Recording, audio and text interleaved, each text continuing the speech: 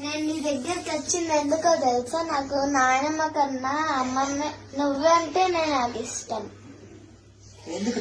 ఎందుకంటే మమ్మీ చెప్పింది నాకు, నువ్వు ఉప్పు కావాలన్నా కారం కావాలన్నా ఇంటికి తొందరగా పంపిస్తావు. మళ్ళీ మమ్మీకి ఏదైనా కావాలన్నా కానీ ముందు నువ్వే నిలబెడతావంట.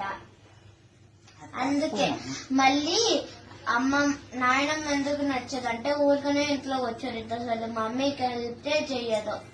అందుకే నాకు నువ్వంటేనే ఇష్టం. అట్లా అనుకోకూడదు నాన్న, అట్లా అనుకోకూడదు. నానమ్మ ఉప్పు కారమే పంపించింది అమ్మమ్మ. నానమ్మ ఎన్ని ఇస్తుంది? ఇల్లు ఎవరిది?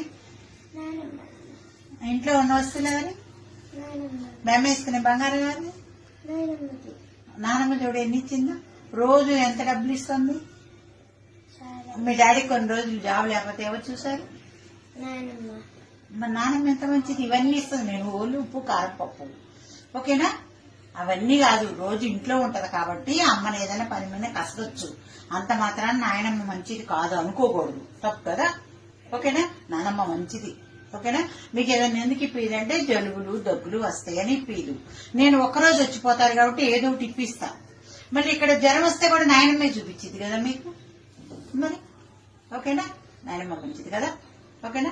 నాన్నమ్మతో బాగా ఆడుకుంటావా? ఓకే తల్లి, ఓకే మిమ్మల్ని కూడా ఇలానే చూసుకుంటా. ఓకే, ఆమె ఏం అడిగిద్ది? మంచిగా 2 మాటలేగా అడిగేది. ఓకే అమ్మా. హలో, ఏం చేస్తున్నావు అమ్మా? మీ ఆయన వచ్చి అమ్మాయిని తింటే వెళ్ళాడమ్మా. చూడు, ఆ చిన్న పిల్లకి నువ్వు మీ అత్తగారి మీద ఏమి చెప్తున్నావు పిల్లలకి? అది నానమ్మ అంటే ఇష్టం లేదు, అమ్మమ్మ అంటే ఇష్టం అంది. అలా పెంచకూడదు. మీ నానమ్మ గురించి ఎప్పుడైనా నేను మీకు తప్పుగా చెప్పానా? నానమ్మ ఎట్లుంది ఇంట్లో? నా పేరు అట్లా ఎత్తగానే నేను పోయి నానమ్మ ముందు వాలేదన్నా లేదా? మరి మీ నాన్నగారు నాకెందుకని తెలివిస్తాడు? వాళ్ళ ఫ్యామిలీని బాగా చూసుకుంటాను కాబట్టి. మీ బాబాయిలు గాని, మీ నానమ్మని గాని, మీ తాతగారిని గాని నేను ఎక్కడ చూసుకున్నాను? అవునా? చూసుకున్నందువల్ల నేను ఎంత ఆనందంగా ఉన్నాను.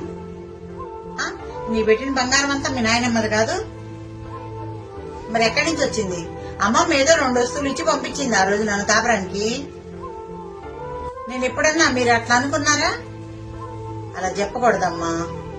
పిల్లల ముందు మీ అత్తగారి గురించి ఏ రోజు కూడా తప్పుగా మాట్లాడద్దు. ఉంటాను మరి.